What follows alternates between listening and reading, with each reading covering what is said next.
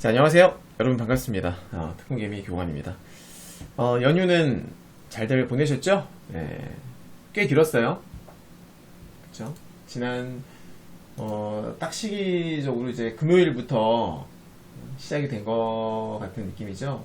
그래서 제법 긴 느낌이었는데, 그동안에 우리 증시가 워낙에 곤두박질을 쳐서 다들 몸도 마음도 많이 고생하셨을 텐데, 이번 연휴 동안에 재충전할 시간을 충분히 가지셨으리라 생각을 합니다.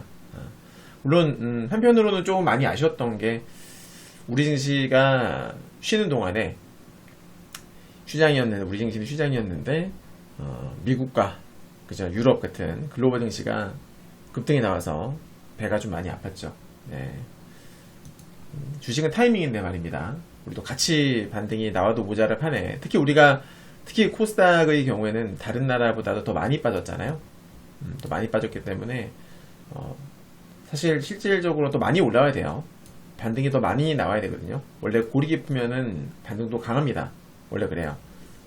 반등이 좀 세야 되는데 지금 다른 나라 반등 나올 때 우리는 움직이지 못했으니까, 장이 열리지 않았으니까 상당히 지금 억울하죠. 네, 손해본 느낌이고. 근데 이제 이 부분에 대해서는 제가 미리 말씀드렸어요. 연휴 시작하기 전에 지난 금요일날 제가 여러분들께 이제 무료 카톡방에 올려드렸던 코멘트가 이거였습니다. 네, 보시면은 네, 아마 연휴 동안에 해외 증시에는 급등이 나올 거예요. 그죠? 라고 제가 카톡방에 올려드렸죠. 예상대로입니다. 네, 제가 그랬잖아요. 제가 미증시 나스닥이 진바닥 찍었다라고 말씀드렸던 게 언제예요? 여러분들 기억하시죠? 제가 미증시 진바닥 찍었습니다라고 말씀드렸을 때가 이거 2개 떴을 때예요. 이거 2개. 그죠? 이게 뜬 이상 나스닥은 추가 하락할 가능성은 극히 낮고 진바닥 찍었다. 그러고 나서 이제 추가 하락 없었죠? 추가 하락이 없이 쌍바닥을 찍은 겁니다. 분봉상 쌍바닥을 만들었다가 이제 올라간 건데, 그래서 제가 그때 미국이 이제 진바닥 찍었으니까 우리도 이제 같이 진바닥 찍은 거 아니겠느냐, 진바닥 근접했다라 그랬는데 우리는 한 번 더 뺐죠. 그죠? 네, 한 번 더 뺐어요. 우리는 미국이 지난 1월 24일 날 진바닥을 찍었었는데 우리는 어떻게 했어요, 여러분들? 26일, 27일, 28일까지도 흔들었었죠. 이유는 뭐다? 키 맞추기. 네, 키 맞추기. 키 맞추기. 그래서 제가 이제 우리 코스닥도 이 검정색 요거 클라이막스가 2개 떴기 때문에 우리 코스닥도 진바닥 찍었다라고 제가 지난 목요일에 여러분들께 말씀을 드렸었고, 역시나 급반등이 나왔죠. 예. 이번 하락장에서도 역시나 이 지표, 이 지표의 확률, 지표의 위대한 확률은 또 한 번 또 증명이 됐습니다. 물론 이제 우리 증시는 아직 뭐 반등 혜택을 1도 누리지 못했지만, 예. 다들 이제 걱정이 되실 거예요. 야, 이거 우리가 쉬어간 동안에 미증시가 급등이 나와서 우리는 혜택 1도 누리지 못하고 빠져버리는 거 아니냐, 걱정이 되실 텐데, 그와 관련해서 오늘 한번 좀 분석을 해보려고 합니다. 네. 그래서 오늘은요, 일단은 경제지표, 매월 초에는 중요한 경제지표들 발표가 좀 있어요. 그래서 우리가 체크를 해야 되는 지표가 무엇이 있고, 여기 보시면, 네. 왜냐면은 제가 계속 강조드렸잖아요. 경제 위축, 그러니까 지금 현재 상황에서 가장 위험한 게 뭐다? 경제 위축 시그널이에요.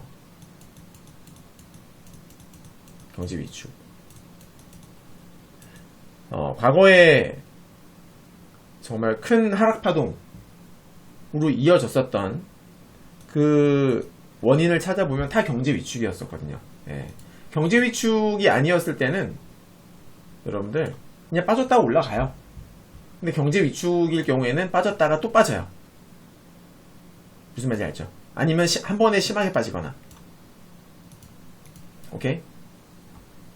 그래서 경제지표들을 체크를 하는 게 정말 중요하거든요.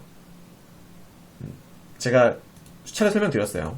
지금 경제 위축 아니라고. 심지어 지금은 금리 인상도 아니라, 금리 인상도 아직 하지 않았다.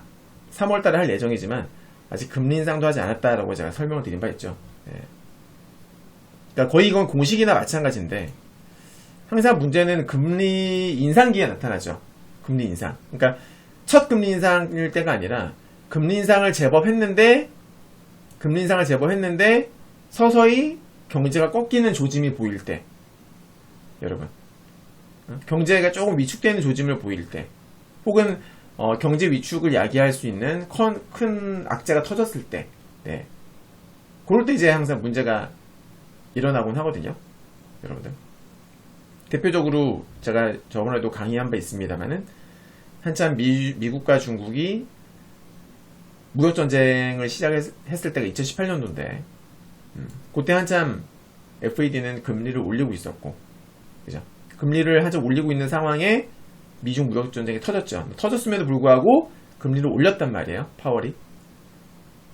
결국엔 어떻게 됐어요? 한 번 더 박살이 났죠. 물론 우리만 한 번 더 박살났어요. 미국도 빠지긴 했는데 우리처럼 3단 하락을 하진 않았고, 미국도 18년도에 빠졌죠. 18년 말에.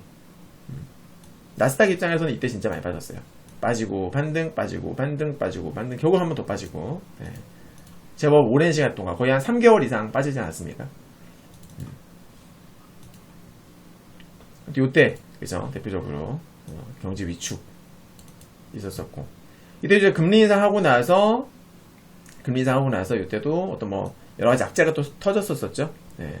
터지면서 한번 또 크게 빠진 적이 있었고. 아무튼 이게 가장 무서운 거예요. 경제 물가는 올라가고, 물가는 올라가는데 물가를 잡기 위해서 금리를 올리죠. 금리를 올려요. 물가를 잡기 위해서, 인플레이션을 잡기 위해서 금리를 올린다. 금리를 올리는 와중에 갑자기 어떻게 돼요? 경제 지표가 꺾이게 되면은 어떻게 된다? 스태그플레이션. 네, 스태그플레이션. 그래서 제가 최근에도 몇몇 그 경제 지표들, 특히나 고용 지표, 경제가 안 좋아지면 고용 지표에 바로 나타나거든요. 그렇죠? 거의 바로 나타나요. 물론 이제 여러 가지 지표가 있어요. 뭐 PMI 지수라든지, PMI 지수라는 거는 구매 관리자 지수예요. PMI 지수에는 제조업 PMI가 있고 서비스업 PMI가 있어요. 예. 잠시 후에 설명을 드리겠지만 미국 같은 경우에는 제조업보다는 서비스업 비중이 70% 이상이에요. GDP 기준으로. 거의 한 7, 80% 될 거예요. 이것저것 다 살펴볼 필요가 있는데, 아무튼 그래서 이번 주 경제지표 어떤 걸 알아봐야 되는지, 경제 아직 금리를 한 번도 올리지 않았지만은 혹시라도 경제 위축 시그널이 있는지 이런 것들 한번 살펴볼 거고, 이제 연휴 동안에 미증시가 반등이 나왔는데 제가 그때 그랬잖아요. 미국이 이제 올라왔는데 올라오고 나서 빠질 타이밍에 우리가 개장하게 되면 난감하다. 짜증나는 일이 벌어질 수 있다라고 말씀드렸었는데, 정말 지금 그런 위치에 도달했는지 미증시 차트도 한번 체크해 보겠습니다. 그리고 이제 가장 중요한 우리 한국 증시, 네, 어떻게 될 것인지 한번 살펴보는 시간 가져보도록 하겠습니다. 네. 자, 시작해 볼게요. 우선은 주목할 경제 지표, 네, 보겠습니다. 이미 발표된 것도 좀 살펴볼 텐데요. 발표된 지표들도 몇 개 있는데, 제가 저번에도 한번 말씀드렸습니다만은 이 investing.com 사이트를 들어가시면 아주 도움되는 자료들이 많아요. 네. 자, 이번 주, 네, 발표가 됐고 또 발표가 될 것들을 좀 살펴보게 되면은 뭐 지난 거고, 일단 몇 가지만 제가 체크를 해드릴게요. 이미 이제 이건 발표가 된 부분인데 보시면은 제가 좀 중요하게 생각하는 것들 말씀을 드려볼게요. 네, 요거 제조업 구매 관리자 지수, 요게 PMI예요. PMI입니다. PMI 지수고요. 제조업이에요. 네. 요거는 ISM, 요건 ISM 제조업 구매 관리자 지수 나오죠. 구매자 지수 나오죠. 네, 요것도 PMI예요. 다만 이제 ISM이라는 거는 얘네 그 어떤 이 단체가 있어요. ISM이라는 단체가 걔네가 개별적으로 조사를 한 자료, 이렇게 이해를 하시면 돼요. 이해되시죠? 네. 그래서 제조업 구매 관리자 지수를 볼 적에는 정부가 발표하는 것도 보고 ISM이 발표를 하는 것도 보고 둘 다 볼 필요가 있다. 이제 어떤 흐름인지 봐야 됩니다. 요것도 보고, 이것도 보고, 그리고 요것도 봐야 됩니다. 미국 노동부 구인 이직 보고서, 요것도 체크해 줄 필요가 있고요. 네. 그 다음에 어디니? 신규 실업수당, 네, 실업자들이 늘어나고 있는지, 그죠? 요것도 좀 체크를 해줄 필요가 있겠죠. 네. 경기가 안 좋으면은 실업자들이 늘어나겠죠. 그죠, 여러분? 왜? 회사가 경기가 안 좋으면 회사 실적이 안 좋아질 게 뻔하고, 이렇게 되면은 직원들을 고용을 하기보다는 아무래도 자르겠죠. 그래서 신규 실업수당 청구 건수도 반드시 체크를 해줘야 될 부분입니다. 그 다음에 또 뭐가 있니? 이것도 봐야 돼요. 자, 쭉 내려보면은 비제조업 나오죠. 비제조업 구매자 지수. 제가 뭐라 그랬어요 아까? 미국의 경우에는 GDP 대비 서비스업, 제조업보다 서비스업 비중이 거의 7-80% 이상이에요. 그리고 실제로 미국 전체 인구의 85% 이상이 제조업이 아니라 서비스업에 종사를 합니다. 여러분, 전 세계적으로도 서비스업 비중이 점점 높아지고 있고요. 네. 중국은 아직 제조업이 높죠. 중국은. 아무튼 전 세계적인 추세는 서비스업 비중이 계속 높아지고 있는 추세다. 참고하시고. 네. 근데 비제조업 요거 봐줘야 됩니다. 그러니까 항상 제조업과 비제조업을 같이 봐야 돼요. 아셨죠, 여러분들? 제조업 비중이 적다고 해서 무시할 건 아니죠? 그죠? 네. 반도체, 대표적으로 반도체, 자동차 다 제조업이잖아요. 시크리컬 같은 경우에는 대부분의 제조업에 들어가기 때문에 봐줘야 됩니다. 경기를 판단을 하는 중요한 척도가 된단 말이죠. 자, 그 다음에 한국은 사실 그냥 무시해야 됩니다. 한국 지표는 뭐 전혀 뭐 중요하지 않고요. 다 미국 따라서 가기 때문에. 그 다음 요것도 중요합니다, 여러분들. 요거. 임금. 임금. 네. 시간당 임금. 이거 중요합니다. 왜 중요할까요? 시간당 평균 임금이 왜 중요할까요? 지금 제가 현 지수가 폭락을 하고, 이렇게 된 주된 원인이 뭐라고 그랬어요? 바로 물가잖아요. 물가, 인플레이션. 맞죠? 네. 인플레이션에 있어서 이 임금 영향 있어요, 없어요? 영향 있잖아요. 맞죠? 이것도 그래서 중요한 부분이라, 보통 이제 임금 같은 경우에는, 그러니까 물가는 오르고 내리고 하지만 임금의 경우에는 사실 한번 올라가면 잘 안 떨어지는 거 아시죠? 그쵸, 여러분? 임금은 한번 올랐다 하면 잘 안 떨어져요. 네. 이것도 되게 중요한 부분이에요. 그래서 이것도 체크해줘야 되고요. 그 다음에 비농업, 비농업 고용지수. 이거 되게 중요하죠, 이것도. 그죠? 지금 현 시대에서 지금 어때요? 농업이 중요합니까? 여러분? 글로벌 경기에 농업이 미치는 영향이 커요? 아니죠? 당연히 비농업 분야가 훨씬 더, 그러니까 농업을 제외한 다른 분야들이 훨씬 더 영향이 크잖아요. 그래서 비농업 고용지수도 체크를 해줄 필요가 있겠죠. 맞죠? 그리고 실업률. 네, 실업률. 그러니까 지표가 되게 많아요.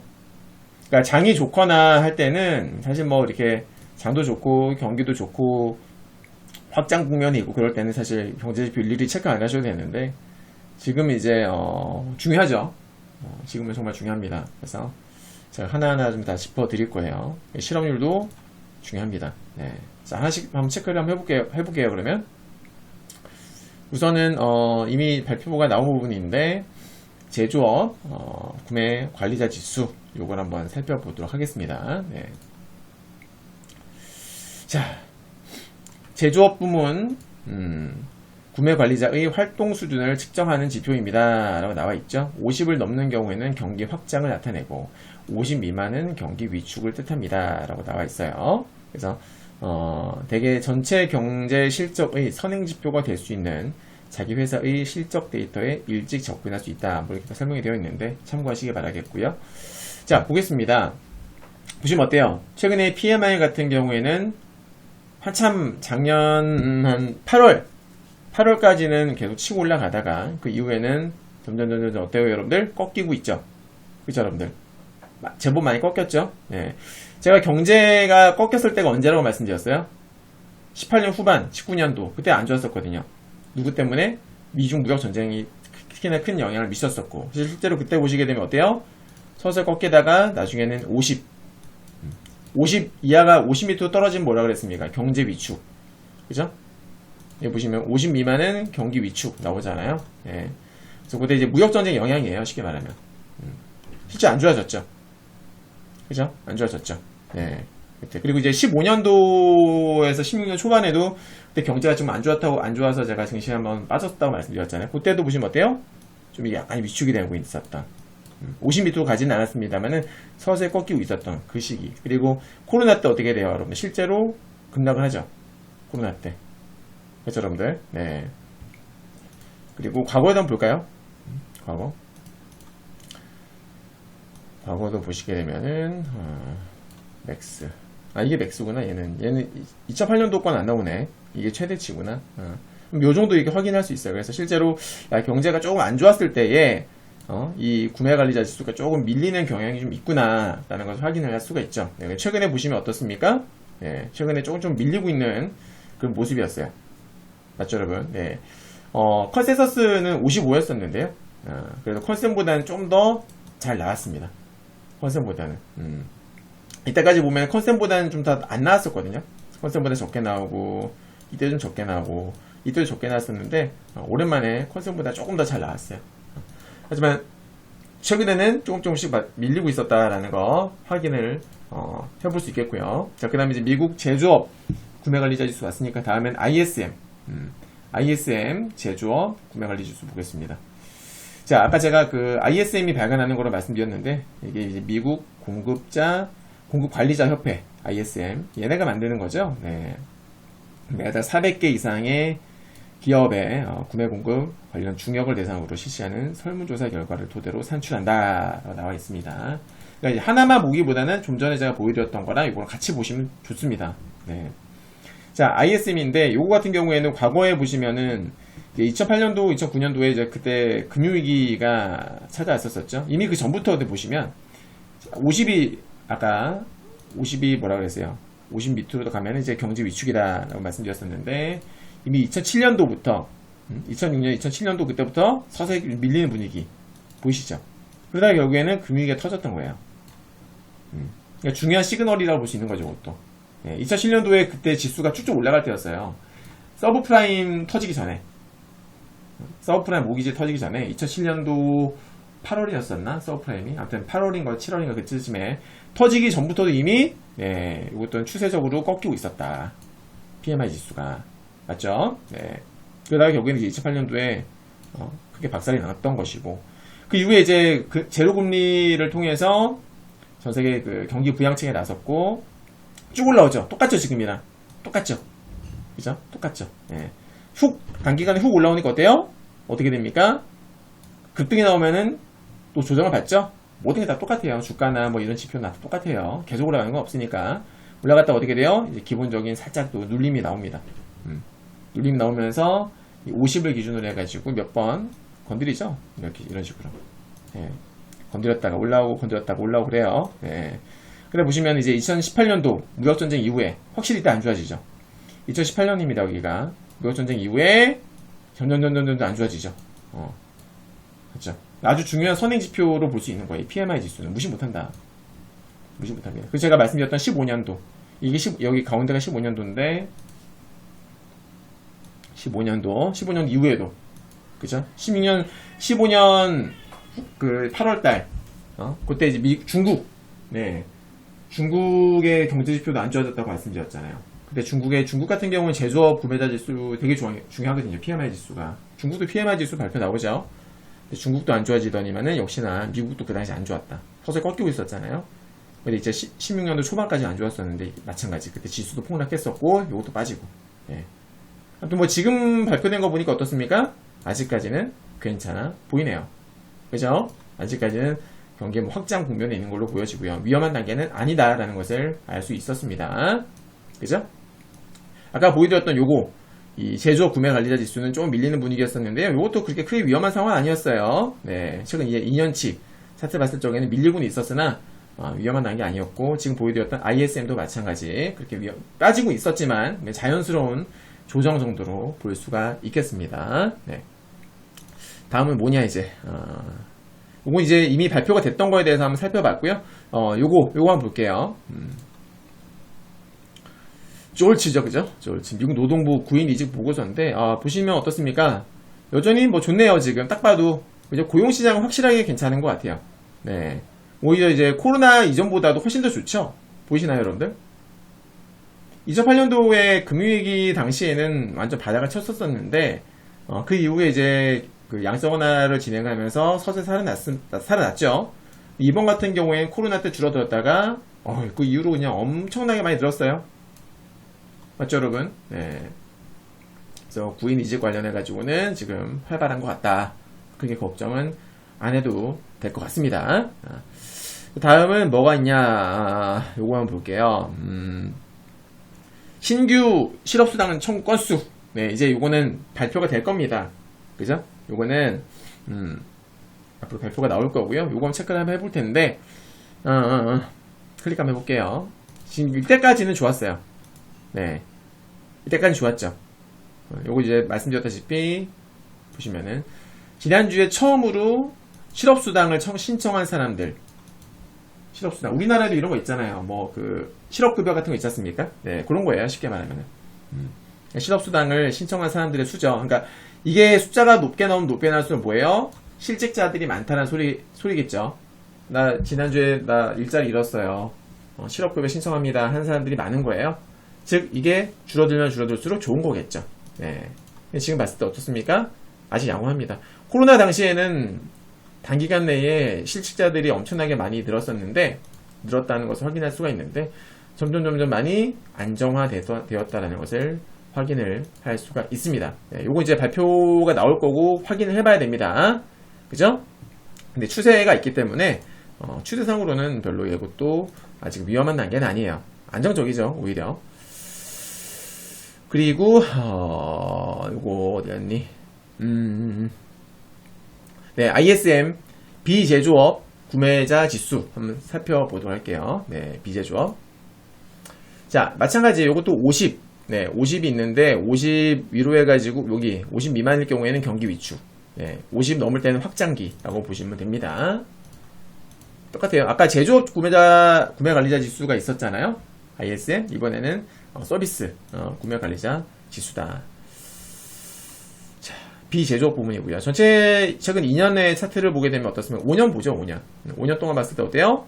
코로나 때 조금 꺾였습니다만은 이내고 정상화됐고, 오히려 지금은 그 전보다, 코로나 전보다 더 많이 올라간 상황이죠? 그죠, 여러분들? 네. 최근 추이를 보게 되면은 항상 컨센서스보다 잘 나왔어요. 그죠? 지난 1월 달에만 컨센보다 조금 적게 나왔습니다. 그 전까지는 컨센서스를 다 상회하는 발표가 나왔었고요. 지난달에만 조금 살짝 덜 나왔어요. 네. 이것도 추세적으로는 문제가 없다라는 거 확인되죠? 그죠? 네, 마찬가지예요. 얘 같은 경우에는 얘도 이제 과거에 금융위기 이전에 이때 보시면은 미리미리 좀 꺾이는 거 확인할 수 있어요. 그러니까 확실히 2006년도와 2007년도에는 제조업도 꺾였었고, 추세적으로 봤을 때, 그죠? 네, 50m 떨어지지 않았지만 그 전에는 확실히 그 금융위기가 발생하기 전에 추세적으로는 약세를 보였던 게 팩트입니다. 그쵸? 네. 근데 이제 코로나 전에도요, 보면요. 이것도 약간 신기하긴 한데, 코로나 전에도 2000년 초반이잖아요. 근데 그 전에도 살짝 꺾이는 분위기가 있긴 있었어요. 약간. 그죠? 네. 살짝 있었어요. 아무튼, 코로나 때 확 꺾였다가 지금은 아주 많이 올라왔죠. 네. 보시면 지금 거의 몇 년 동안, 5년의 최대치라고 볼 수 있겠네요. 네. 그러니까 경기 확장 국면이 있다는 소리예요. 그러니까 지금 이거 몇 가지 지표들만 보더라도, 야, 경제 위축은 말도 안 되는구나. 라는 것을 우리가 확인할 수가 있죠. 그죠, 여러분들? 네. 자, 이번에는, 임금 한번 볼까요, 임금? 임금 한번 보겠습니다. 전년 대비 시간당 평균 임금 체크해 보겠습니다. 자, 보시면은 맥스인데요, 지금. 확실히, 어때요? 자, 코로나 때, 이건 자료가 근데 많이 안 나와요. 이게 맥스치인데, 18년도부터밖에 안 나오더라고요. 좀 아쉬움이 있습니다. 네, 그래서 그 이전이랑 비교하기가 좀 애매한데, 보시면은 요때 코로나 이게 2002년도 초반입니다. 이때가 코로나 이후로 봤을 때 어때요? 좀 올라간 상태로 유지가 되고 있죠, 그죠? 네. 임금은 한번 올라가면서 안 떨어진다고 했어요, 제가. 보시면은 평균 시간당 평균 임금이기 때문에 올라갔다가 조금 약간 살짝 위축된 모습 보였었다가요. 네, 이거는 갑자기 떨어졌는데 뭐 그때 이슈가 있었던 것 같아요. 네, 다시 또 정상치로 돌아왔습니다. 그 다음에 비농업 고용지수, 그죠? 네, 비농업 고용지수. 저건 추이해 볼게요. 자, 농축산업을 제외한 전월 고용인구 수 변화를 측정합니다. 라고 나와 있죠? 중요하다고 했습니다. 비농업. 최근 1년 동안 보게 되면 어떻습니까? 올라갔다가 떨어졌다가 올라갔다가 떨어졌다가 올라갔다가 살짝 떨어지는 나름대로 뭐예요? 헤드 앤 숄더 패턴이네요. 단기적으로는. 그죠? 나름대로. 자, 맥스 보겠습니다. 어우, 복잡하죠. 이렇게 보니까. 자, 이거 좀 줄여서 과거로 좀 볼게요. 과거. 코로나 이전. 네. 자, 확실히 이것도 이제 2007년도 그러니까 대부분의 지표들이 진짜 보면은 2006년도에서 2007년도에 그죠? 큰 변화가 나타나요. 제가 아까 보여드렸던 뭐 제조업 PMI라든지 미제조업 PMI라든지 그런 애들이 다 2006년, 2007년도 이미 꺾이는 현상이 나타났었단 말이에요. 맞죠? 그리고 나서 금융위기가 터진 거잖아. 그쵸, 여러분들? 네. 많은 지표에서 그런 어떤 흔들림이 나타났었는데, 이거 정말 무시할 수 없죠. 이런 거 보면은. 아무튼 뭐 지금 같은 경우에는 고용지수를 보고 있는데요. 요게 이제 2008년도 금융위기 터지기 전이고요. 네, 그 이후에 좀 보겠습니다. 그 이후에. 그 이후에는 그냥 박스죠. 올라갔다가 빠졌다가 올라갔다가 빠졌다가 막 왔다 갔다 해요. 그러다가 이제 코로나를 만났고 코로나가 터졌고요. 코로나 때 확 빠졌다가 올라옵니다. 다시. 그러니까 이제 코로나 이전과 큰 차이는 없는 것 같아요. 보면은. 네, 코로나 이전과 큰 차이는 없어 보입니다. 그죠, 여러분? 큰 차이는 없어 보여요. 요거는. 자, 그 다음에 실업률입니다. 마지막으로 실업률을 한번 볼게요. 실업률. 자, 어떻습니까? 코로나 초기에 확 늘었었다가 점점 줄어들고 있죠. 네. 보시면은 과거 자료를 한번 보시게 되면은 자, 과거 자료 보겠습니다. 이것도 2008년도 한번 봅시다. 2008년도 전에. 확실히 어때요? 이때는 근데 실업률이잖아요. 이건 높아지면 안 좋은 거죠. 그죠?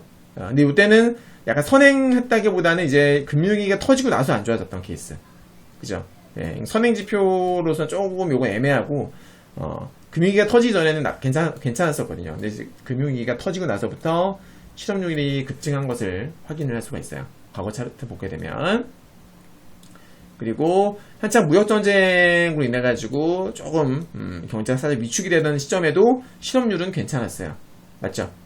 그죠, 여러분? 네. 그러니까 이 지표는 확실히 뭔가 터지고 나서 좀 증가하는 게 좀 있는 거고, 그 전에 미리 선반영되는 측면에서는 조금 약하다라는 것을 확인할 수가 있죠. 네, 실업률. 이 정도 현재 보시면은 실업률은 점점 낮아지고 있다는 거 확인이 가능합니다. 네.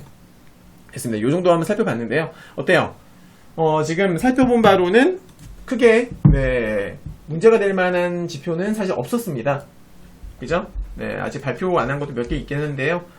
최근까지 어떤 추이를 봤을 적에 문제가 되는 건 없었다. 이렇게 정리를 해볼 수가 있겠네요. 제가 적어드릴게요.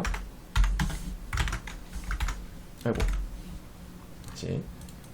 자. 제조업, 비제조업, 구매관리자 지수도 우리가 확인해 봤고요. 네. 그리고 미국 제조업 구매관리자 지수, PMI 지수죠. PMI 지수, PMI. 요거는 ISM.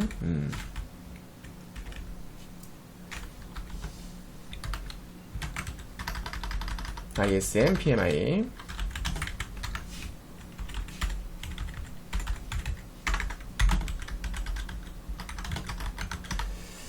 근데 토박이니 미국장이요. 솔직히 저는 솔직히 좋아요. 하게 되면. 네, 왜냐면 미장 너무 좋죠. 왜냐면 상식적으로 움직이니까. 예. 상식적으로 움직이거든요. 우리 코스닥은 조금 상식을 넘어서죠. 그죠? 우리 코스닥은 일반적으로 덜 빠질 자리에서 더 많이 빠지는 장이기 때문에 그런 증시 특성을 가지고 있기 때문에 짜증이 났는데 미국 같은 경우에는 아무래도 대장이니까 글로벌 대장이니까 낙폭과대 같은 거는 훨씬 더 잘 맞출 것 같아요. 네. 근데 이런 생각도 해봤어요. 이번에 그 미국 증시 이거 떴을 때 어디 갔냐 요거 제가 미증시 진바다 찍었습니다 라고 말씀드렸을 때 이때잖아요. 이때 레버리지가 있잖아요. 미국 같은 경우에는 보면은 어디였지? 얘네 미증시 보면은 레버리지가 있어요.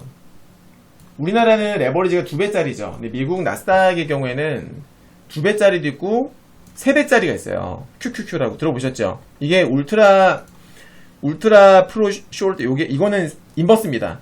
3배짜리 인버스고요. 그리고 프로쉐어 트러스트 울트라 프로 요게 이제 3배짜리 레버리지예요. 그리고 5배짜리가 얼마 전에 나왔죠? 이거 보세요. 이게 런던에 상장된 건데 작년 12월 달에 12% 올라갔어. 12%. 이거 5배짜리예요.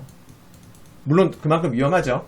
위험해가지고 우리나라 증권사는 지금 한 두 곳에서만 거래가 되는 걸로 알고 있는데 5배짜리 레버리지까지 나왔어요. 그러니까 나스닥이 저렇게 진바닥 시그널이 뜨는 경우가 사실 1년에 한 번 뜰까 말까이긴 한데 고를 때 딱 레버리지 해놓으면은 아주 큰 도움이 되겠죠. 그죠? 네. 너무 좋겠죠. 그 생각은 한번 해봤네요. 네, 그 생각은. 자, 정리 아무튼 마저 해볼게요. 여기 있었고, 그리고 실업수당 신규, 실업수당 청구 건수 도 있었고요. 네. 정리해드립니다. 비농업 고용지수 다 중요한 지표들이죠. 여러분들도 이번에 그리고 실업률 이거 체크하셔야 되고 그리고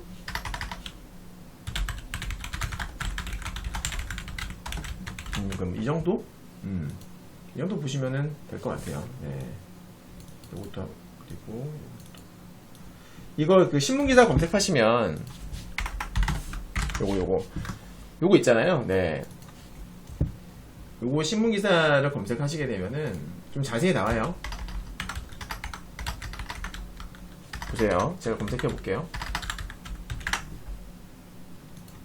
여기 보시면은 제가 미국의 이제 졸츠를 검색을 해보게 되잖아요. 검색해보면은 여기 좀 자세하게 나옵니다. 채용 공고는 이런 식으로, 그죠? 좀 자세하게 나와요. 확인할 수 있습니다.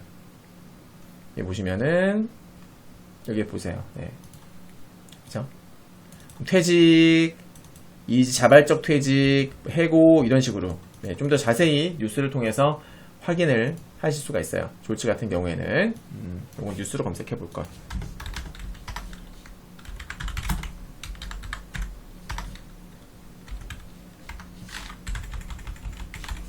검색하면 좀 더 자세한 내용 확인 가능하다.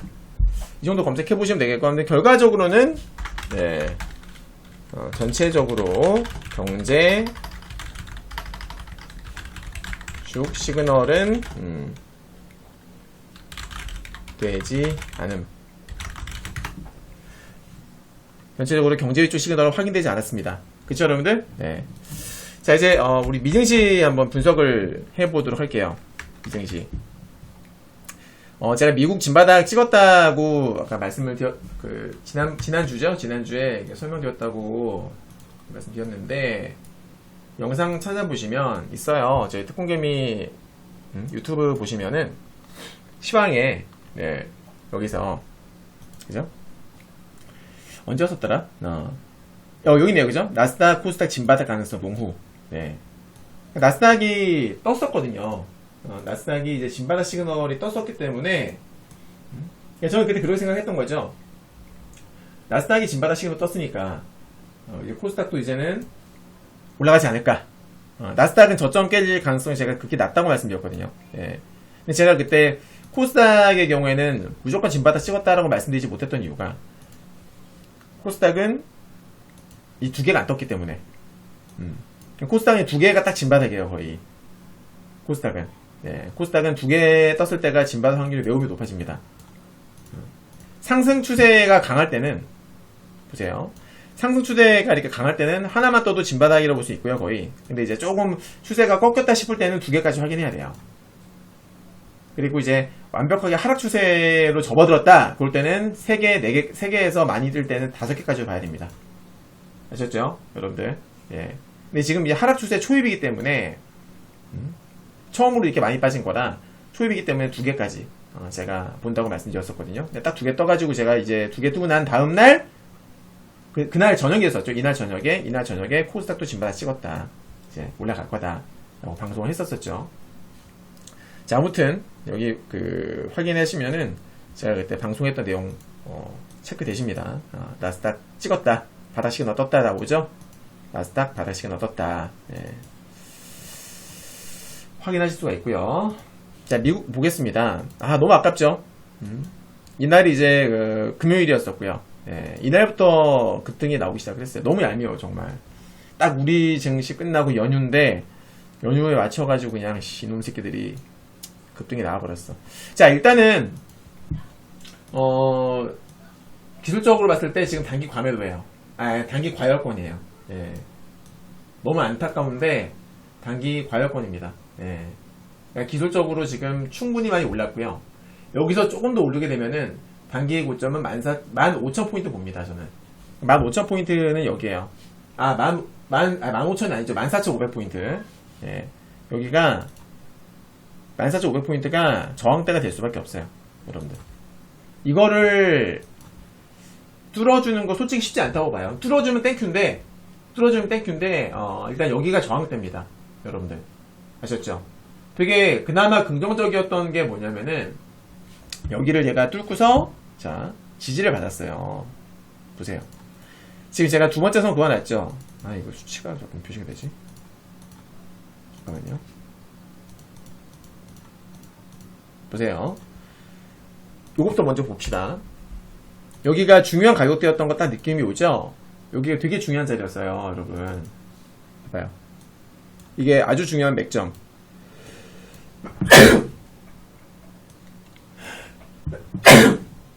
보세요. 자, 여기서 저항을 한 번, 두 번, 세 번 저항을 받고 그 다음에 한 번, 두 번의 지지를 받았던 가격대예요. 되게 강력한 저항선이었거든요. 근데 여기를 뚫었다가 맞았다가 또 아래 꼬리를 달면서 지지를 받고 다시 올라갔어요. 그러니까 종가 기준으로 지지를 해준 거죠. 맞죠? 네, 여기가 일단 되게 강력한 저항선이었는데 이걸 뚫어줬습니다. 다음 이제 저항선은 말씀드렸던 대로 14,500이다. 왜 14,500이냐면 여기가 여기도 중요한 맥점이고요. 이렇게 보세요. 자, 지지 받죠. 여기서 지지 받죠. 그리고 급등 신고가 나오기 전에 여기에서 지지를 받고 올라가죠. 그러니까 반등 나왔다가 여기를 밟았어요. 밟고 올라간 거죠. 여기를 딛고 올라갔다고. 예. 때문에 여기가 중요한 거고, 그리고 급락 초반에도 여기서 지지 받고 올라갔어요. 그래서 14,500포인트 부근이 상당히 또 강력한 저항선이 되고요. 거기다가 241선. 네, 여기잖아요. 201선도 중요하지만 241선도 중요합니다.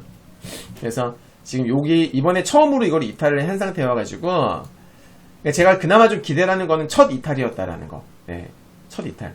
이게 만약에 두 번, 세 번 반복된 이탈이었으면 정말 위험한 시그널이고요. 네, 근데 이게 첫 이탈이었기 때문에 저는 글쎄 돌파를 만약에 해준다라면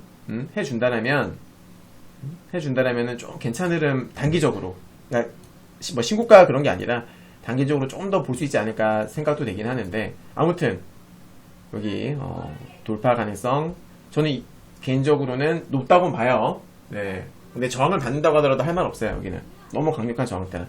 241선이어가지고 과거에 여러분들 이 241선이 이탈했던 케이스 잠깐 보여드릴게요. 18년도에 보시면은 이때도 저항폭 빠졌어요. 자, 18년도에도 주가가 급등 나오다가 처음으로 이탈했죠. 처음에 이탈했을 때는 반등이 나왔어요.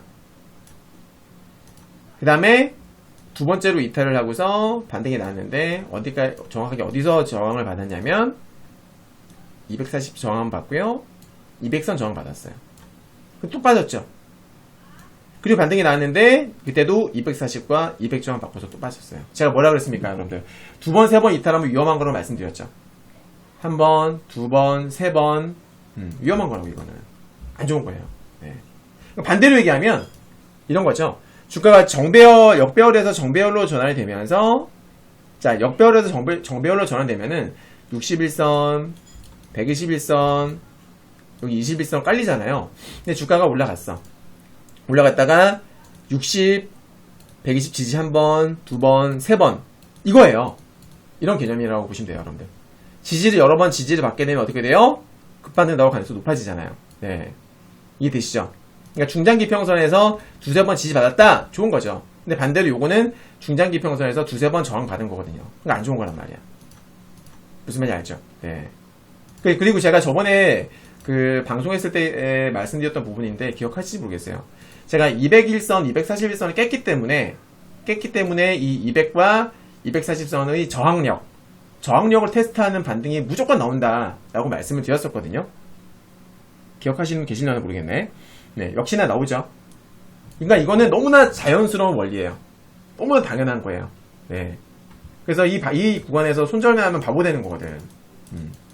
한국 증시도 마찬가지고, 그러니까 이거예요, 여러분들.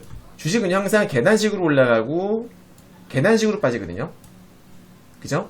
그래서 주요 저항선을 돌파하고 나면은 저항선에 대한 지지력을 테스트하는 움직임이 나오고요. 100%는 아니지만은 네, 거의 한 80, 90% 이상 확률로 나옵니다. 마찬가지로 이탈을 했을 때에도 주요 맥점을 이탈을 한 다음에도 이 맥점의 저항력을 테스트하기 위한 이런 반등이 나온단 말이에요. 이해되시죠? 네.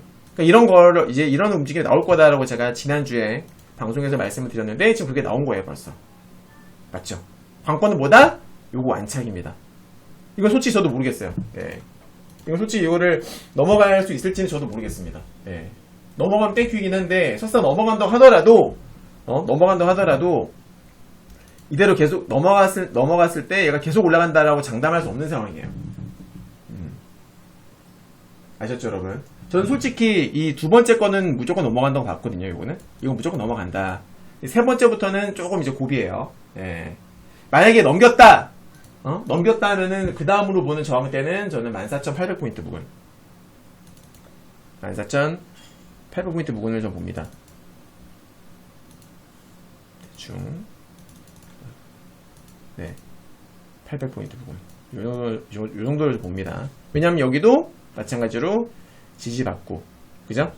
또 지지받았던 가격대. 살짝 못 미치게 제가 그어놨는데, 여기도 저항받고. 이제 요걸 돌파해주면은, 대충 14,800. 왜냐면 여기 201선이거든요. 201선. 그래서 요 정도까지 보는데, 일단은, 오늘 밤이 중요하겠죠. 앞으로 3일? 네, 3일 정도의 흐름이 중요할 것 같아요. 그리고 이게, 체크를 해야 되는 게 20일 이평선이 내려오고 있잖아요. 그죠, 여러분들?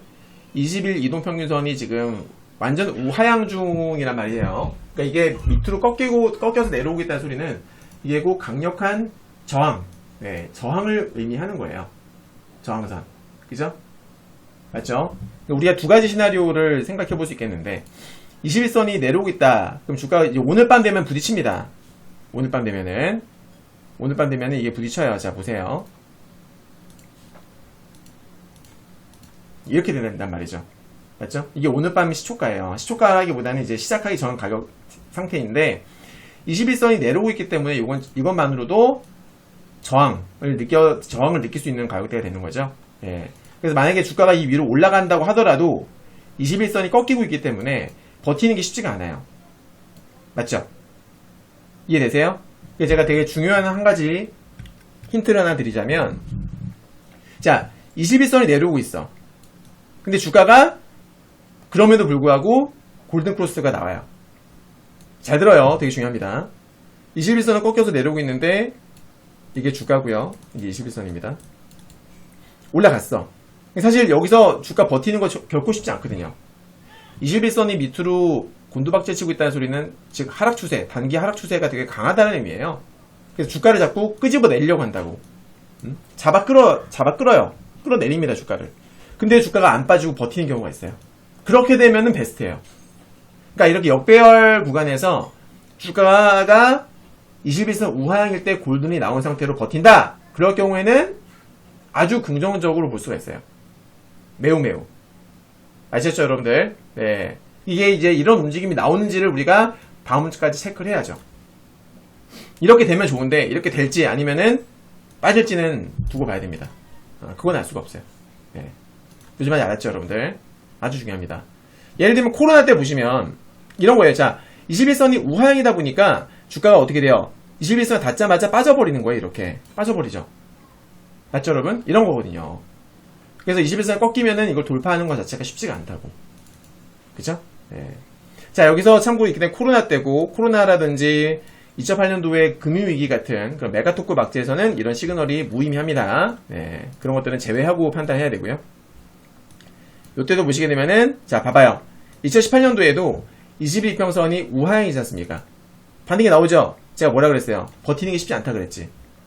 끌어내리는 거예요. 네. 근데 아까 보세요. 우하향일 때 골든이 나오고서 버티면 뭐라 그랬어요? 좋은 거라고 했잖아. 버티더니면 올라가죠. 이거예요. 여러분들. 아시겠습니까? 그래서 현재 구간에서는 미증시가 또 올라간다 떨어진다 이건 예측은 불가능하고 무의미하고 사실상 앞으로 한 일주일은 봐야 돼요. 일주일 동안 추이를 지켜보면은 아 얘가 더 가겠구나 혹은 빠지겠구나를 우리가 예상해 볼 수가 있는 거죠. 네. 이해되셨습니까, 여러분? 자, 향후 일주일이 중요합니다. 그래서 자, 저항대 아까 체크해 드릴게요. 아까 제가 여기 14,500포인트 부근 1차 나스닥 1차 저항 14,500포인트 부근입니다. 부근 2차 저항은 14,800포인트 부근입니다. 800포인트 부근이에요. 부근. 대략 그 정도 800한 2-30포인트 부근 그죠? 820포인트 14,820포인트 부근입니다. 이 정도로 보시면 될 것 같고요. 향후 일주일 그죠? 주일 정도 흐름이 매우 중요. 21선 골든 크로스에 성공할 경우 네, 밀리지 않고 버티는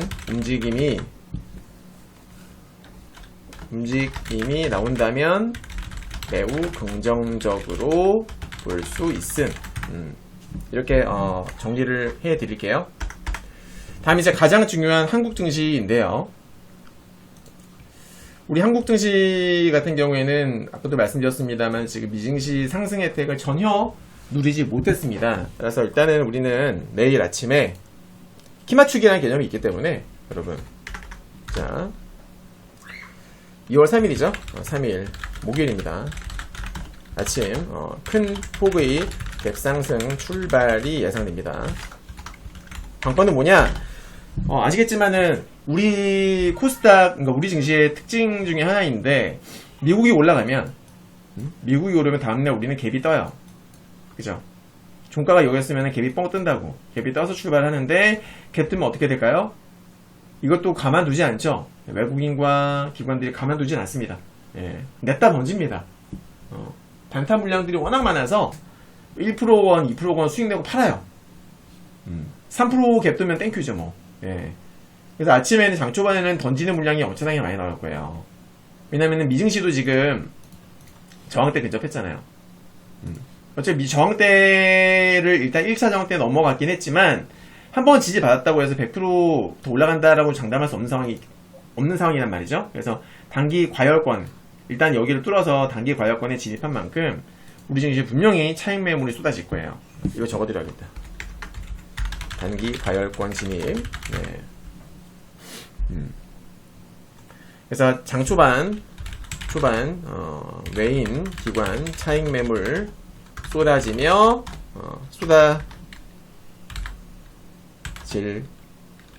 쏟아지며 탄력 둔화 예상. 네.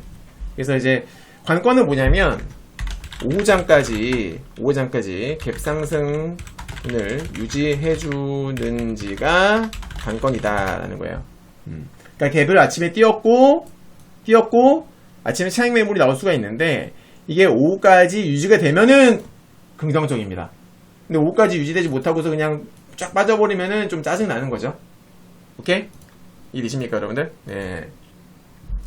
오후 전까지 갭 상승분을 유지해주는지가 관건이다. 당연히 유지해주면 긍정적으로 볼 수가 있는 거겠고요. 하지만 여러분들 제가 뭐라 그랬어요? 이 진바닥 시그널이 뜬 이상 별로 걱정은 안 하셔도 돼요. 물론 이제 내일 음봉으로 마감할지 양봉으로 마감할지까지는 저도 알 수 없어요. 맞추지 못합니다. 네. 근데 이렇게 될 가능성도 염두에 둬야 됩니다. 어떻게? 이렇게. 지금 작년 10월달 기억하시나요? 작년 10월달에 보시면은 이 클라이막스 시그널 두 개 뜨고 나서 양봉이 나왔죠. 양봉이 나오고서 갭을 띄웠어요. 갭 띄우고서 음봉. 맞죠? 갭 띄우고서 음봉 나왔습니다. 그리고 다음날도 음봉. 그리고 나서 출발했거든요. 네. 이랬던 적이 있었어요. 이랬던 적이. 그죠? 지금도 그렇게 될 가능성을 염두에 둬야 된다. 근데 만약에 정말 짜증나는 구도로 가려면은 갭 띄우고 음봉. 근데 결국에는 올라갈 거예요. 결국에는. 네, 안 올라갈 수 없어요. 여기서 저점 깨지면 어떡하지? 그럴 가능성은 극히 낮다. 미국이 진바닥 찍고 올라가는 상황에 우리도 지금 두 개 떴기 때문에 그럴 가능성 극히 낮고요. 다만 이제 올라가기 전에 미국처럼 다이렉트로 V자로 올라가는 게 베스트이긴 한데 안타깝게도 미국이 단기 고점권이라 그것까지는 아직 장담할 수 없을 것 같고 만약에 우리가 휴장이 아니었으면 우리도 따라 올라갔을 거예요. 근데 그게 아니기 때문에 지금은 갭 띄우고서 빠질 가능성을 염두에 둬야 됩니다. 일단은 내일이 되면은 내일 아침에 이렇게 되겠죠. 잠시만요. 자, 내일 아침에 이렇게 돼요. 그죠? 그래서 최소 지금 보시면은 내일 아침에 딱 이제 시초가가 그러니까 전일 종가 기준으로 5일선을 딱 닫게 되는데 갭을 띄울 겁니다. 제가 생각하는 관점에서의 코스닥을 잠깐 보면은 잠깐만요. 반등이 나오게 되면 일단은 우리 코스닥도요. 무난하게 제가 생각할 때는 무난하게 저는 910한 4포인트? 914포인트는 무난하게 가지 싶어요. 일단은 914. 네. 914에서 915까지는 무난하게 저는 갈 거라고 봅니다. 여기가, 어디 갔어? 딱 이제, 여기, 작년 10월 달에 찍었던 저점이 있죠? 그죠? 살짝 못 미친 가격대긴 한데요. 저는 요거는 여기까지는 무난하게 간다고 봐요. 물론, 이 정도 올라간 걸로 택도 없겠지만은, 일단은 기본으로, 기본적으로 저는 여기는 간다고 봅니다. 여기서, 좀 더 이제 보면은 여기 922포인트 언저리 그죠? 네, 여기가 맥점이에요. 미국도 맥점까지 올라간 것처럼 우리도 맥점을 두드리러 올라갈 거니까 이 부분에 대해서는 너무 걱정 안 하셔도 될 것 같아요. 기술적으로 봤을 때 그래요. 네, 여기까지는 저는 올라갈 거로 봅니다. 대충 그래서 915에서 한 922포인트 이 부분까지는 저는 간다. 근데 이제 올라간 이후에 뭐 추가 상승이 나올지 내지는 쌍바닥을 찍고 또 올라갈지까지는 아직 알 수 없으나 아까 말씀드렸던 대로 미국과 마찬가지로 앞으로 어떻게 진행되는지 흐름을 좀 보면서 판단을 할 필요가 있어요. 우리도 이 정도는 못해도 올라갈 거예요. 그러니까 너무 조바심 내지 마세요. 지금 가장 위험한 게 조바심이거든요. 조바심. 그러니까 단기간에 우리가 지금 거의 한 달 동안 빠진 거 아시죠? 여러분. 보시면 우리 증시가 조금 이번에 너무 과하게 빠졌던 게 하락하는 날짜를 보면요. 하락 일수가 와, 이 19일이에요. 19일 동안 최고점 대비 지금 거의 한 20%가 빠진 거거든요. 정말 지독하게 빠졌던 거예요. 그러니까 그전에는 빠질 때에 이렇게 19일 동안 빠진 적이 없었어요. 보세요. 빠지더라도 짧고 굵게 빠졌죠. 7일 5일 그죠? 빠지더라도 한 6일 6거래일. 그런데 이번에 19일 동안 빠졌다고. 그러니까는 개미들 다 나가 그냥 나가 떨어지는 거예요, 이번에. 너무 길었어. 그죠? 차라리 급락을 하더라도 짧게 빠지고서 팍 반등 나오면은 할만하거든요. 조금만 견디면 되니까. 근데 이번에는 19일 동안 너무 질질 끌었던 거예요. 중간중간에 어설픈 반등 몇 번 있었다 보니까, 그죠? 이번에 진짜 너무너무 지독했었던 폭락장이었었고, 지난 그 18년도 같은 경우에 보시면은 요때도 꽤 길었었는데 이때 21일 비슷하죠. 이번에 19일이었었는데 이때는 21일 동안 빠졌어요. 21일 최저점까지. 정말 지독했었던 장이었습니다. 그 당시에도. 그죠? 예. 진짜 오랜만에 이렇게 빠졌는데, 그 전에 또 보시면 박근혜 최순실 이슈. 최순실 박근혜 이슈 때도 많이 빠졌죠. 이때도 보시면은, 단기 고점 대비, 보시면은, 트럼프 그 당선됐을 때, 그때 25일 동안 하락했었던, 25거래일. 이때부터. 그죠? 예. 근데 미국 그 대선 있었거든요, 대선. 그 전에는, 미국 대선을 제외하면은 그 전까지 보시면은 20일 20일 동안 빠졌다가 반등이 나오다가 미국 대선으로 급락 한번 했다가 또 반등이 나왔었죠. 그러니까 보통 이제 많이 빠졌다 싶으면은 20거래일 정도까지 빠지더라고 코스닥이. 그렇죠? 이때 20거래일 19년도에는 21거래일 이번에는 19거래일 지독했어요. 너무나 마음고생 많이 하셨습니다. 아무튼 이 정도 반등이 나온다고 보고요. 한 가지 더 추가적으로 말씀을 드리자면 월봉을 좀 보시면은, 여러분, 코스닥 월봉을 좀 잠깐 볼게요. 지금 보고 계시는 게 이제 코스닥 월봉인데, 과거 패턴을 좀 분석을 해보려고 그래요.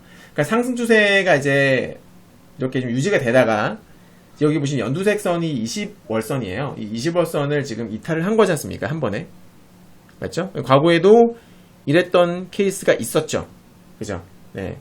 상승 추세에서 한 번에 급락을 해가지고 20% 깬 케이스가 있었는데, 보시면 이렇게, 자, 언제 있었어요?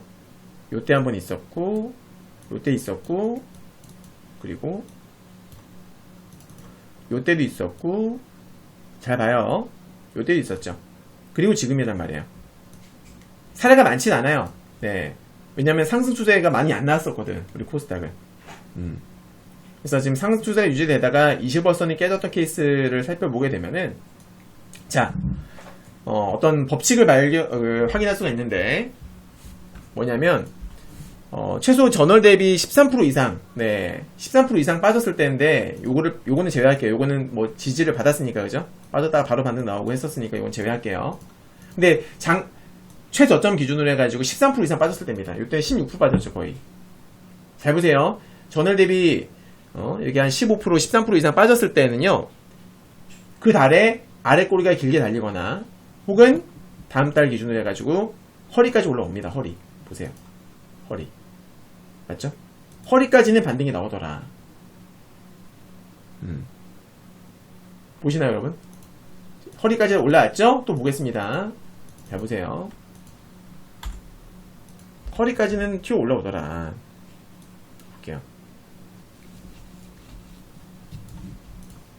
이때도 있었었죠? 이때도 보세요. 이탈했었었죠? 13% 빠졌습니다, 거의. 근데, 딱, 이 몸통의 허리 위로 올라왔죠? 반등이 나왔잖아요. 그죠? 반등이 나왔어요. 이때도 20월선 찍고서 그냥 튀어 올라간 거예요. 자, 그 다음에, 이때도 보시면은 18년도죠? 깼다가 어떻게 됐어요? 전체 몸통이 이 정도로 치면 허리가 대충 이쯤 되죠? 허리. 마찬가지, 이때는 시간이 좀 걸리긴 했습니다만 허리까지 올라오죠. 허리 위까지 올라왔다가 다시 빠졌어요. 그쵸, 여러분? 네. 그러니까 추가 하락이 바로 나오진 않았죠. 추가 하락이. 경제가 위축되는 시점이었음에도 불구하고 추가 하락이 나오진 않았어요. 이때에도. 오케이? 반등이 계속 계단식으로 반등이 나왔다라는 것을 확인할 수 있습니다. 맞죠, 여러분들? 물론 이때는 이제 이때는 금융위기로 가던 때라서 이때는 추가 하락이 나왔습니다만은 그 이후에는 없었습니다. 자, 그리고 지금이죠. 그래서 제가 생각한 관점 그래요. 이번에 이렇게 음봉을 만들었기 때문에, 자, 장대 음봉이라고 치면 대충 허리가 어딥니까? 대충 이쯤 되잖아요. 대충. 그죠? 대충 되잖아, 허리. 그죠? 네. 그러니까 저는 그게 뭐 바로 2월달에 나와주면 좋겠는데, 2월달이 나올지 3월달이 나올지 모르겠어요. 여튼 저는 이 허리를 두드리러 갈 가능성이 매우 높다 라고 보는 입장입니다. 네. 아셨습니까, 여러분? 기술적으로 봤을 때 그래요. 네, 반등은 충분히 나오고요. 그래서 지금 이제 3월달 되면은 2월이죠. 지금 이제 여기 월봉상으로는 지금 1월 종가로만 표시가 된 거라서, 자, 2월이 되면 이렇게 돼요. 보시면 20월선, 22평선이죠. 20월선 가격이 지금 938포인트예요. 938. 네. 이격도는 대략 7%좀 나옵니다. 자, 938포인트면은 이렇게 되거든요, 지금. 이렇게. 네. 7%쯤. 제가 지수가 1% 올라가면은 일반 종목들이 2%에서 3% 올라간다고 말씀을 드렸죠. 지금 보면은 대략 한 3% 정도, 7% 정도가 지금 20월선이기 때문에 일반 종목들이, 그러니까, 지난 금요일 종가 기준으로 못해도, 거의 15%에서 한 20% 이상 올라갈 수 있는, 반등이 나올 수 있는 자리다라고 저는 보고 있는 거예요. 예. 한 번 올라갈지 모르겠습니다만은, 그것까지 모르지만은, 여튼, 허리까지는 올라갈 수 있다. 그렇게 저는 정리를 한번 합니다. 자, 여기 보시면, 코스닥 기준 허리 장대음봉 2월 장대음봉의 허리죠. 2월 장대음봉의 허리 대략 938에서 940포인트 부분까지는 충분히 상승할 것으로 전망. 네. 코스닥 월봉 기준으로 2월 장대음봉의 허리까지는 충분히 상승할 것으로 전망한다라는 겁니다. 이제 정말로 만약에 경기 위축으로 접어드는 시그널이 나온다라면은 갔다가 다시 빠지겠죠, 아마도. 하지만 그게 아닌 이상 여기서 오랜 시간 동안 좀 박스권으로 가지 않을까. 박스권으로 가다가 추가 상승도 노려볼 수 있을 것이고. 왜냐면 이제 금리 인상에 대한 어떤 불확실성이 해소가 되고, 그리고 가장 중요한 인플레이션이 병목 현상에 따른, 여러분, 물류 대란에 따른 어떤 병목 현상으로 인플레이션이 조금 과하게 지금 나타나는 게 좀 있잖아요. 그래서 그게 시간이 지나면서 분명히 해소가 되긴 할 거거든요. 완화가 될 거란 말이죠. 바로 해소가 된다기보다는 완화가 될 거기 뻔하기 때문에 그것만 해소된다면 이 연준 입장에서 금리 인상을 서두르지 않아도 돼요. 아셨죠? 그래서 우리가 반드시 앞으로 꾸준히 좀 지속적으로 체크를 해줘야 되는 부분이 인플레이션이에요. 인플레이션. 네. 요게 완화되는지. 이게 완화되는 게 제가 봤을 때는 현재 시장에 있어서 가장 큰 호재가 될 거예요. 모든 건 인플레이션으로부터 비롯된 거거든요. 네. 그걸 잡기 위해서 금리 인상을 서두르게 된 거니까. 맞죠? 연준의 금리 인상 속도는 인플레이션과 밀접한 연관이 있다. 그것만 잘 되면은 이번 이 20월선 이탈을 한 것도 다시 회복하러 올라가겠죠. 언제처럼? 이때처럼. 2006년도에서 2007년도 이때처럼 이런 그림, 멋진 나이스한 그림이 나올 수도 있어요. 이해되셨나요, 여러분들? 네. 자, 여기까지가 제가 그리는 그림입니다. 예상 시나리오 및 투자 전략. 아무튼 뭐 단기적으로 봤을 때는 우리 보시면은 코스닥 지수가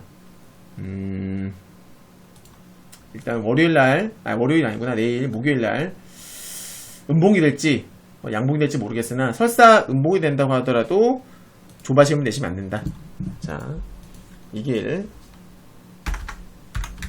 설사 전강 후약 음봉으로 마감하더라도 조바심 금물 어차피 추가 반등 나오게 되어 있음. 아셨죠? 네, 결국 순리대로 흐를 것.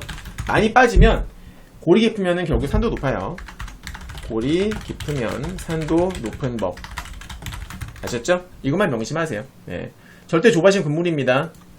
내일 하루 만에 뭐 초급등이 나와야지만 되는 건 아니에요. 나오면 기분은 좋겠지만은 설사 그게 아니다 하더라도 미증시가 빠지는 구간에 걸려가지고 뭐 하루 이틀 쉬어갈 수도 있겠지만은 설사 그렇다 하더라도 우리가 실망하거나 그럴 필요는 없다. 어차피 올라갑니다. 키 맞추러 올라가니까 그 부분에 대해서는 걱정 안 하셔도 되겠다. 이렇게 정리를 해보도록 하겠습니다. 네. 자, 여기까지 다들 이해되셨을까요, 여러분들? 네. 제 방송에 도움이 되셨다라면 구독과 좋아요, 알람 설정 꼭 부탁드리도록 하겠습니다. 네. 자, 오늘 야간 특별 방송은 여기서 마무리를 지어 볼게요. 네, 수고들 많으셨고요. 내일 뭐 특별히 준비하실 건 없어요. 다들 지금 다 물려 있으시잖아요. 그죠, 여러분들? 다 보유하고 계실 테니까 가만히 가지고만 계셔도 계좌는 어차피 같이 올라가게 될 거예요. 네, 너무 걱정하지 마시고 오늘 방송 여기서 마치도록 하겠습니다. 고생 많으셨습니다. 네, 새해 복 많이 받으시고요. 네. 수고 많으셨습니다. 네. 새해 복 많이 받으시고, 건강하세요. 네, 고생 많으셨습니다.